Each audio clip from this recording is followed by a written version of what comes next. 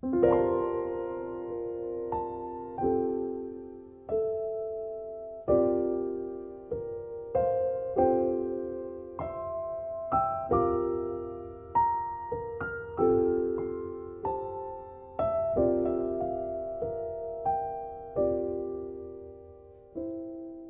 a particular tyranny in the modern insistence that solitude is something to be cured. We're told constantly that connection is wellness, that community is health, that choosing one's own company over others is a red flag for depression or antisocial tendencies. The introvert has become a diagnostic category. The person who declines an invitation is someone to worry about. Amélie Nothomb's Les Catilinaires, translated as The Stranger Next Door, takes this social pressure and amplifies it into nightmare. I'll confess, I resisted Nothomb for years. Her prolific output, her theatrical public persona, her particular brand of Belgian Gothic whimsy, none of it felt like it was written for me. But this slim novel, with its claustrophobic examination of invasion of privacy, felt as though she'd reached directly into my own anxieties and given them literary form. The premise is deceptively simple. Émile and Juliette, a retired couple, have moved to a remote house in the countryside to live out their days in peaceful solitude. They read, they tend their garden, they exist in the quiet rhythms of two people who have chosen each other and need no one else. Then one day, their neighbor, Palamède Bernardin, comes to visit. And he never leaves. Not literally, of course. Palamède returns to his own home each evening. But every day at 3 o'clock, he arrives. He sits in Émile and Juliette's living room. They drink the coffee that hospitality demands be offered. They talk about nothing. Or rather, the hosts talk while Palamède sits in near silence, a ghostly presence. Émile and Juliette, trapped by the unspoken rules of civility, endure. Nothomb understands something profound here, that politeness can be a prison, that the social contract we all implicitly agree to, be kind, be welcoming, don't hurt others' feelings, can become a weapon in the hands of someone willing to exploit it. Palamède Bernardin is not evil in any conventional sense. He's simply impervious to hints, immune to social cues, and apparently without any understanding that his presence might not be desired. He is the embodiment of every boundary violation disguised as friendliness. What makes Les Catilinaires so unsettling is how it captures the specific guilt that comes with wanting to be left alone.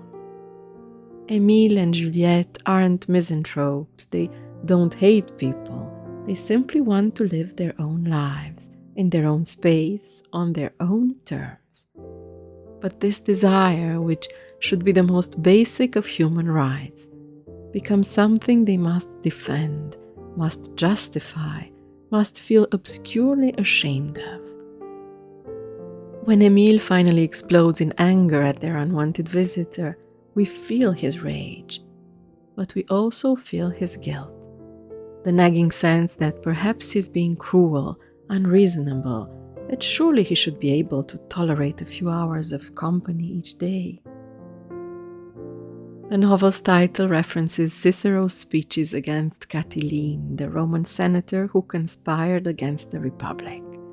Cicero's opening salvo, "How long, Catiline, will you abuse our patience?" echoes through Nothomb's text. But here, the conspiracy is subtler.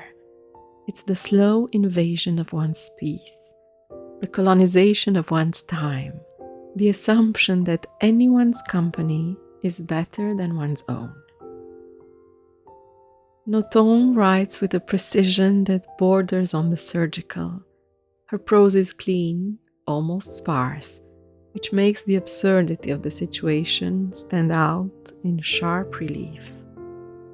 There's dark comedy here, but it's the kind that makes you laugh while simultaneously feeling a crawling discomfort. The book can be read in a single sitting. It's barely over 100 pages, but its brevity is part of its power. I can't say I've become a devoted Nothomb reader based on this book, but Les Catilinaires spoke to something I recognize. The experience of having your boundaries tested, of being made to feel selfish for wanting control over your own life, of the exhaustion that comes from performing sociability when what you crave is silence. In our current moment, when loneliness is treated as an epidemic and solitude as its symptom, this novel feels almost like a manifest. It dares to suggest that sometimes the problem isn't that we are alone, it's that we're not allowed to be. That the real cruelty isn't in choosing solitude, but in refusing to respect someone else's choice of it. That privacy isn't a luxury or a character flaw, but a fundamental human need. The ending, which I won't spoil, offers a kind of liberation, but whether it's triumphant or tragic depends on your perspective. What stays with me is the central question the novel poses. Why must we constantly justify our desire to be left alone? Why is the hermit suspect, the recluse pitiable, the person who declines company somehow incomplete?